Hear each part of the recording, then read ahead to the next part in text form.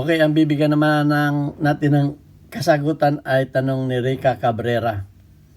Ang sabi niya ay, "Good day po sir, tanong ko lang po bakit ganun po yung arm score ko na 38 revolver pag sa double action ko siya, yung pang-anim na ikot hindi na po siya makalabit. Hindi na ikot yung cylinder niya, saka lang po siya ikot. Pag single action ko na, yung pang po, salamat. Yun lang po, salamat." Okay. So, sabi niya, pag double action, sumisikip yung pang-anim, hindi na makalabit. Okay, bago natin yan sagutin yung katanungan ni Rica Cabrera, shoutout sa iyo, Rica Cabrera. Sana mapanood mo itong video na ito. At bumabati muna ako sa lahat ng isang mapagpalang araw, lalo tigit sa mga OFW na nasa malayo sa kanilang mga pamilya, anumang oras dyan, tanghali, hapon, umaga o madaling araw, sana tayo ay malakas ang pangatawan, laging nasa kondisyon at walang karamdaman. Mahirap na tayo magkasakit sapagkat walang mag-alaga sa atin.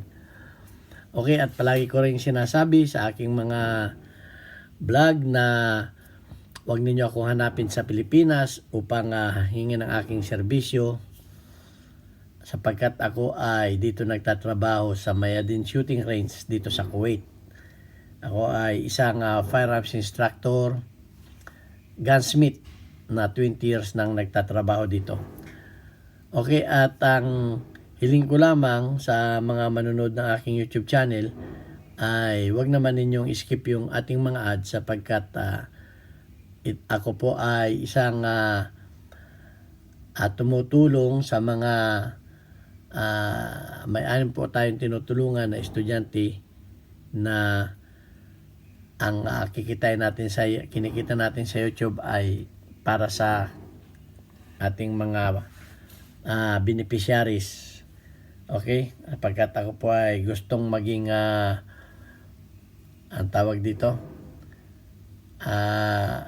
yung aking YouTube ay itinutulong ko. Okay? So ayan, at makakatulong kayo kung hindi ninyo skip ang ating mga ads sa ating YouTube. At maraming salamat sa mga nanonood. Okay, at ano pa nga ba? Kung bago kayo sa aking YouTube channel, please subscribe and share. Kung may problema kayo, ay mag-comment lang kayo. At kung kayo may mga katanungan, sapagkat yan ay bibigyan natin ng pansin. Kung nakalimutan ko na yung mga tanong ninyo nung una, pwede, at meron kayong hindi na unawaan, pwede kayo mag-follow up question.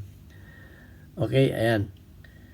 Kamukha nitong tanong ni Rica Cabrera. Ang hindi lamang niya sinagot, sana kung magtatanong kayo ay sasabihin ninyo kung ang sabi mo kasi kinakalabit lang hindi mo sinasabi kung pinapaputok mo ba. Kasi iba yung kinakalabit mo lang at iba yung sa pinapaputok mo.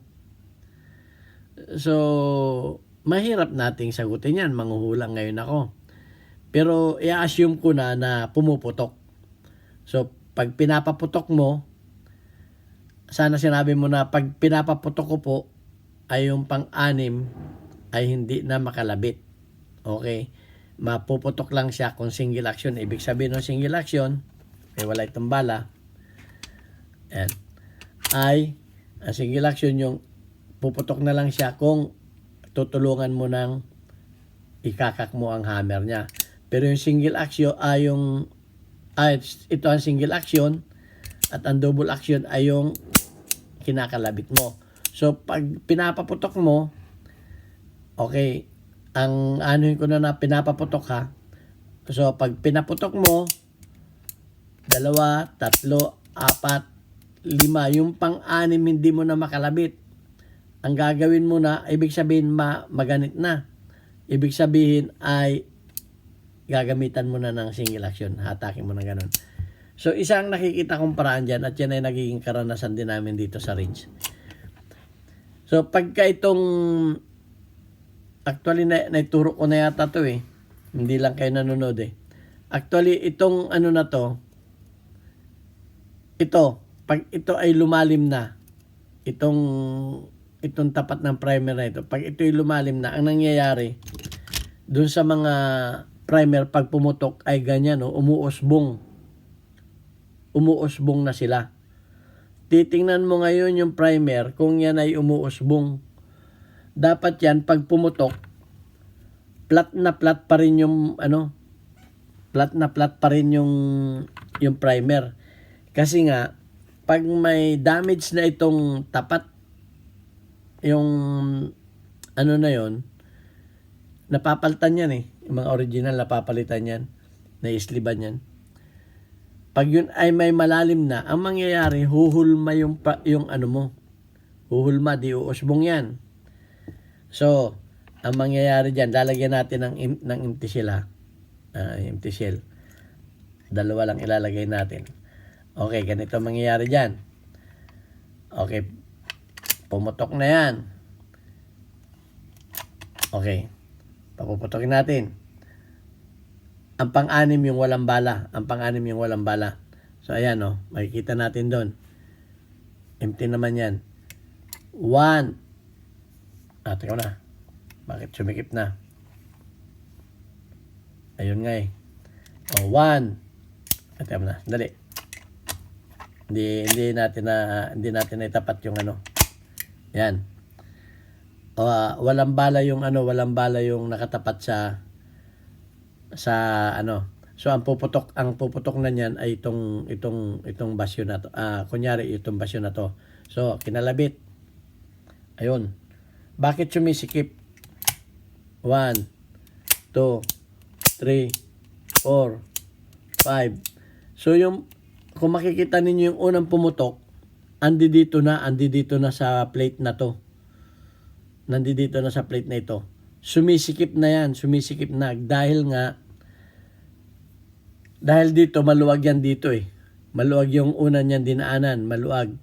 Pagdating dito yan, lalapat na ngayon yung mga primer na pumutok na.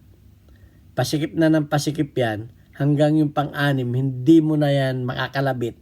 Dahil nga yung mga primer sumasayad na dito. Sumasayad na dito yung mga primer.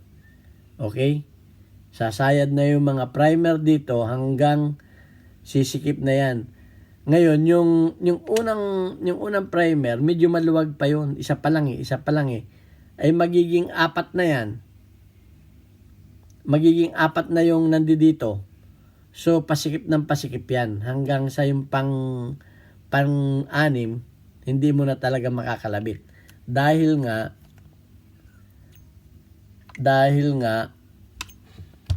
ang primer mo ay naging ganito na.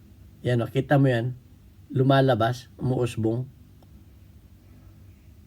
Ganon.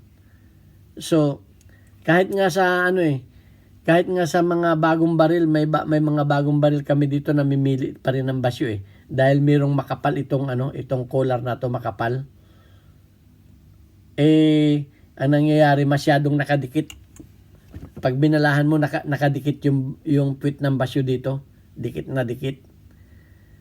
So, ganun ang nangyayari. Kung yung baril mo ay pag walang bala ay okay naman pag kinakalabit mo. Pero pag ipinutok mo na at ganun ang nangyayari, nasa primer. Okay? Yung primer umuusbong. Kaya sumisikip na dito. So, wag mo itong babawasan, wag mo itong kikikilan para lumuwag. Masisira yan. Ang ayusin mo ayun. Kung halimbawa naman na ito naman ay ayos naman, wala naman damage 'yun. At yung ano naman ay kasi nangyari sa amin bagong baril. Namimili ng bala. May bala kasi na makapal itong collar na ito. So dumidikit, nakadikit siya dito. Pag inilagay mo dito, pakita ko sa inyo ha. Pag inilagay mo diyan, yan. pag inilagay mo dito, ayan o, dikit na dikit, nakadikit dito, nakadikit dyan. So mahirap umikot, mahirap nang umikot, nahihirapang umikot yung ano. So namimili ng bala. Susubukan mo yan na arm score yan, arm score din ng ibala mo, baka ano, baka nasa bala, baka namimili ng bala yan. So ganun talaga ang mga baril minsan. Hindi pare-pareho ang manufacturer ng bala, mayroong makapal ito. At yan ay na-experience na namin sa mga bagong baril dito. So ayan, sana may natutunan na naman kayo kay Pinoy Firearms Instructor. Kung may alam pa kayong dahilan, i-message lang ninyo at ating tatalakayin sa live.